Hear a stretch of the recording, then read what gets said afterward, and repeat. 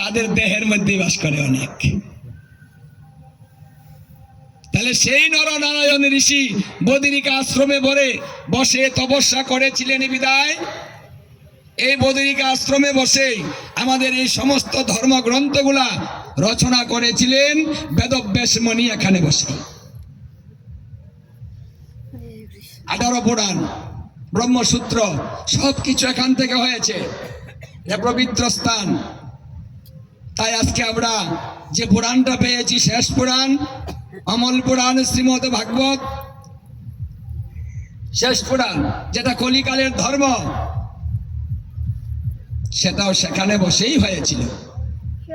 তাই আজকে আমরা সুন্দর একটা ধর্ম পেয়েছি, সুন্দর একটা সহজ উপায় পেয়েছি, যা অবলম্বন করে আমরা এই মনুষ্য জন্মটাকে সার্থক করে তুলতে পারি। তাই আর বসে থাকার দরকার নেই, শর্টকাট কিছু করলে ধর্ম হয়ে যায়। একাদশী ব্রত করবেন, গলায় তুলসীর মালা দিবেন, সাধুগুরু বৈষ্ণবের সঙ্গ করবেন, সময় মতো সদ্গুরুর আশ্রয় গ্রহণ করবেন, গীতা ভাগবত গৃহে গৃহে অল্প অল্প করে অধ্যয়ন করবেন। সহজ। কি গলায় মালা রাখলে কি টাকা লাগে? প্রতিদিন টাকা দিতে হয়? লাগে না। হ্যাঁ, নিজে বানিয়ে গলায় দিয়ে দিবেন। তাহলে কি হবে?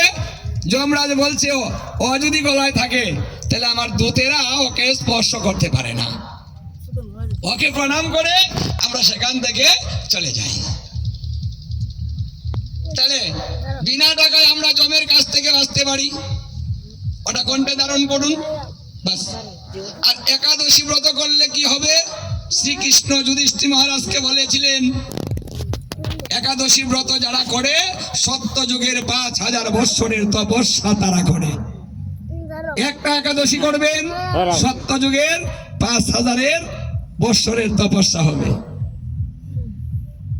দেখেন, ধর্ম করতে সময় লাগে, টাকা লাগে, কিচ্ছু লাগে না, শুধু মন।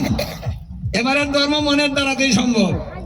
এত যাগে যজ্ঞ, হুম, তপস্যা, বিশাল বড় আয়োজন, কিচ্ছুর প্রয়োজন নাই, শর্টকাট।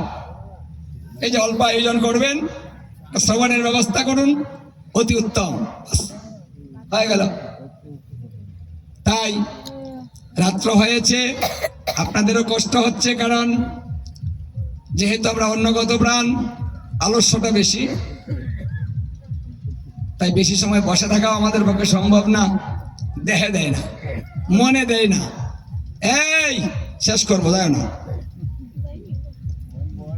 কেউ যাইবা না, শেষ কীর্তনটা করবো না, বন্ধ করে দাও।